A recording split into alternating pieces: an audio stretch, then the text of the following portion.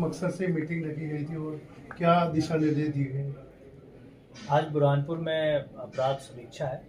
वार्षिक अपराध समीक्षा का डेट तय था आज का। तो जो भी एक साल में जो अपराध हुए हैं या उसकी तुलनात्मक जानकारी पिछले 3 साल की है, तो वो सभी की समीक्षा करने के लिए मैं आया हूँ। और ये रूटीन में होता है ये चीज़ें, और हर साल ज़िले का नंबर आता है, तो उस हिसाब से मैं आया था यहाँ पे। अभी मीटिंग चल रही है। मीटिंग का लंच के पहले का दौर ख़त्म हुआ है, लंच के बाद भी इसमें मीटिंग चलेगी। उसमें बेसिकली पुराने जो अपराध हैं कब से पेंडिंग है, क्यों पेंडिंग है, कारण क्या है पेंडेंसी का, वो सारी चीज़ें मैं एक एक करके मैं देखता हूँ। और यहाँ थाना प्रभारी भी हैं, एसडीओपी भी हैं, एसपी साहब भी हमारे साथ हैं, तो वो सारी जानकारी मैं कलेक्ट करता हूँ। और जिसमें निर्देश देना होता है तो निर्देश करते हैं, और टाइम लिमिट भी तय करते हैं कि किस अपराध को कितने दिनों में आप इसको निकाल करोगे। अगर किसी की गलती है तो फिर उस हिसाब से उनको उस तरह से भी समझाइश दी जाती है। इसके बाद एसडीओपी के कार्यों की भी समीक्षा करेंगे।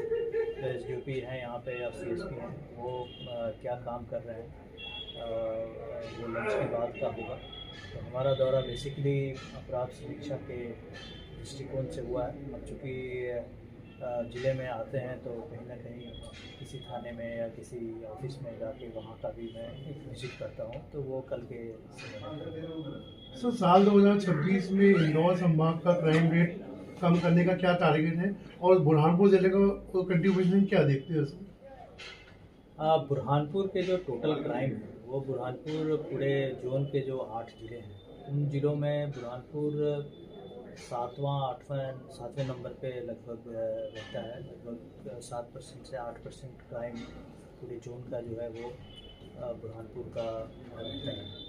जहाँ तक क्राइम कम करने की बात है तो हमारे जो फोकस एरिया हैं, वो फोकस एरिया है कि प्रॉपर्टी ऑफेंस नहीं होने चाहिए। उसके लिए पेट्रोलिंग होना बहुत ज़रूरी है।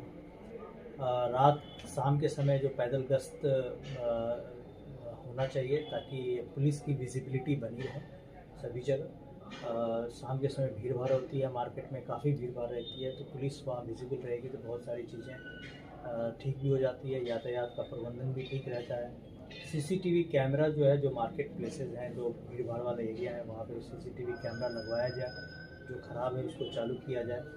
इन सब चीज़ों पे हम लोग विशेष रूप से ध्यान दे रहे हैं। अगर कोई क्राइम होता है, क्योंकि क्राइम तो ख़त्म नहीं हो सकता, कुछ ना कुछ तो क्राइम होगा, उस पर जो गंभीर क्राइम है उसको चिन्हित करते हैं, सज़ा उनको जल्दी से जल्दी मिले, इन्वेस्टिगेशन कंप्लीट हो, लापरवाही नहीं हो। इन सब चीज़ों पे हमारे निर्देश भी जारी हो रहे हैं। इन सब चीज़ पे हम विशेष रूप से ध्यान देते हैं। तो सिकलीगल जो है अवैध काम करे पूरे संभाग में, तो उनको कंप्लीट रिहैब करने की कोई ठोस रणनीति है? ये अभी वैसी कोई रणनीति नहीं है, लेकिन सिकलीगढ़ के जो अपराधी हैं वो अगर देखा जाए तो पूरे संभाग में मुश्किल से 4 से 5% जो सिकलीगढ़ पॉपुलेशन है, जनसंख्या है, उस जनसंख्या में 5% 6% के आसपास ही वो लोग इसमें इन्वॉल्व हैं। और कई बार उसके लिए प्रयास भी किया गया है, उसको रोज़गार कैंप लगा के उनको मोटिवेट करने की कोशिश की गई, बढ़ाने में भी कोशिश किया गया, यहाँ पे भी कुछ कोशिश की गई है, लेकिन उसमें बहुत अधिक सफलता मिलती हुई नज़र नहीं आती, क्योंकि इसमें बहुत ईजी मनी है, बहुत जल्दी उनको मिल जाता है। तो हमारा दोनों तरफ से प्रयास है कि उनको अगर कुछ कार्य जो चल रहे हैं उसमें चलें, और जो बदमाशी कर रहे हैं उसको इन्फोर्समेंट एजेंसी के द्वारा, विवेचना के द्वारा, न्यायालय के द्वारा जो सज़ा हो सकती है उनको सज़ा दिलवाई जाए, अधिक से अधिक समय तक वो जेल में रहे, ताकि इस तरह के अपराध में कम जाए। तो साइबर सेल को लेके काफ़ी जनजागरण किया, जिसके नतीजे अब सामने देखने को मिल रहे हैं।